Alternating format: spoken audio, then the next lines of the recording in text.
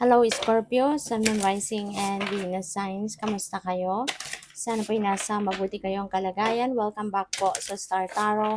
At kung bago kayo rito, welcome din po kayo. Please subscribe, like, share my videos, and leave me a comment kung nakaresonate po kayo. So, first card ni Scorpio, we have Up from the Depths. This is a time na parang you are rising above your situation. You're going to rise like phoenix rising from the ashes. Na galing kayo sa isang siguro masalamiot na sitwasyon, problematic, chaotic na sitwasyon, and now you are going to rise above that situation at makakawala ka na doon sa difficulty, makakawala ka na sa problema at ngayon magsisimula ka na ng bagong buhay. 'Di ba? Kasi problem solved na ito kumbaga. So you are facing a new life sa ngayon. So what else? We have divine presence, the force of loving creation. So parang this is the universe. This is the divine universe, nagpaparamdam sa'yo. So, maaaring nagdadasal ka lagi, no, sa divine universe. Kaya ngayon, diba, nagpaparamdam siya sa'yo na things are going to be in order.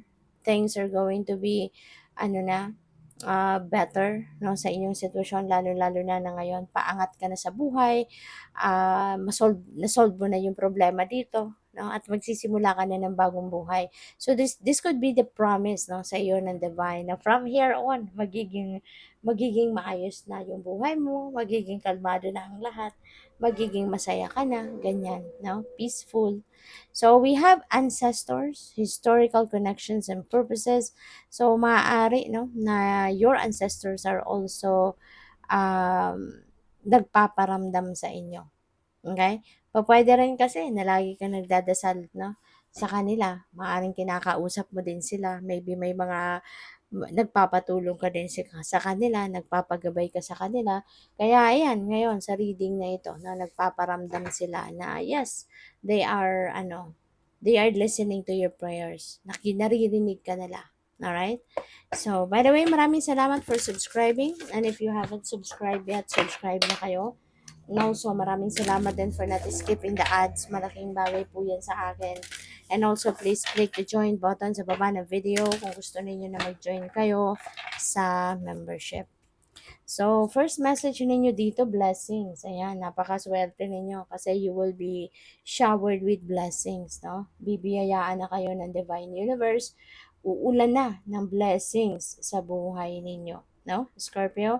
At yung mga blessings na to could be in any area of life. It could be in anything na dadating sa buhay mo. Alright? So, yun. It could be a blessing of money, love, attention, diba? Trabaho. It could be anything. But yes, uulanin ka na ng biyaya. So, we have flow. Ayan. So, go with the flow, Scorpio. Okay? Go with the flow. Maaari na ang iba sa inyo rito is really going to just go with the flow with life. You know? So, pwede na ang iba sa inyo rito, marirealize nyo na it's better to just surrender to the divine and just go with the flow with life. Diba? Kasi, maaring na-experience din nyo naman na kapag hindi kayo in the flow, 'di ba, maaring nagmamadali kayo, inuunahan nyo na yung divine, or kinokontra ninyo kung ano man namang nangyayari. Maaring napapansin din ninyo yan na walang magandang epekto or walang magandang nangyayari din, walang magandang resulta, 'di ba? Kaya po pwede, no, na ma-realize ninyo sa ngayon na it's better to just surrender to the divine. It's better to just go with the flow with life, 'di ba? So, what else? We have security. Ayan. So, this could be a reminder para sa iyo. Okay? Na make sure na secure ang lahat ng valuables ninyo, bahay ninyo, mga gamit ninyo, bag ninyo, lagi, 'di ba? Lalo na kung madalas kayo maalis.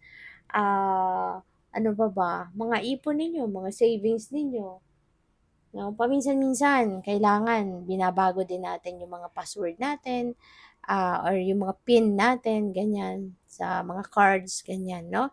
At so make sure na everything is secured at all times. Okay? Kasi ang dami nang manloloko, 'di ba? Ang dami ng mambubudol. Kaya kahit yung bahay natin dapat, no, lagi ninyo chine-check yung mga CCTV ninyo, mga alarm system ninyo, 'di ba? Dapat alam ninyo na they are all working. Chine-check ninyo yan dapat lagi. Okay? So, what else? We have Four of Pentacles. Ayan. So, feeling ko dito, may mga maraming pera ang pwedeng dadating. Baka merong mga financial blessings, no, na dadating at maaaring ito yung blessings na dadating wherein magkakaroon kayo ng pagkakataon na makapag-ipon na. Maaaring ito na yung simula ng pag-iipon mo, ito na yung magiging simula ng pag-save mo ng pera, ganyan. Kaya talagang kailangan ano, na i-manage ninyo ngayon ng maayos ang inyong kaperahan. This could be a reminder din, no, na for those of you na hindi pa nagbabudget, hindi gumagawa ng budget plan, hindi sinusulat, no, yung mga expenses ninyo or ano yung mga pagkakagastusan, 'di ba?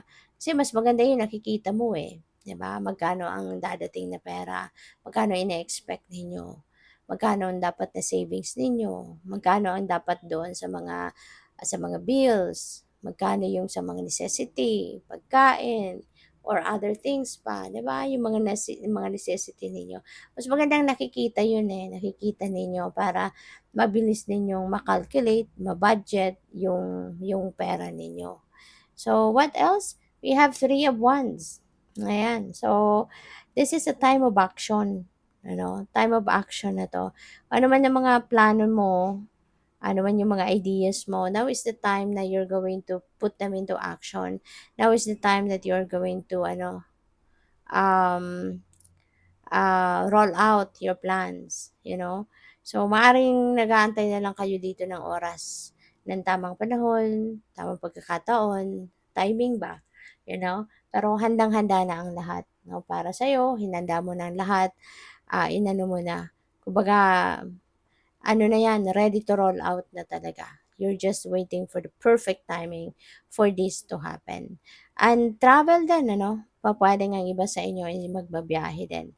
So, we have Page of Swords. Maraming information. Maraming impormasyon na dadating. Pupuwedeng mga ni-research mo 'tong impormasyon, pupuwedeng ipinagtanong-tanong mo, pupuwedeng inaral mo 'yan, 'di ba? Pupuwedeng gano'n, 'no? Baka may mga research kayong ginawa on your own. So, eto na, nakuha mo na siguro, 'no, yung mga impormasyon, knowledge na kailangan ninyo. So, 'yun. Good luck sa'yo. Thank you for watching. Love and light. Namaste.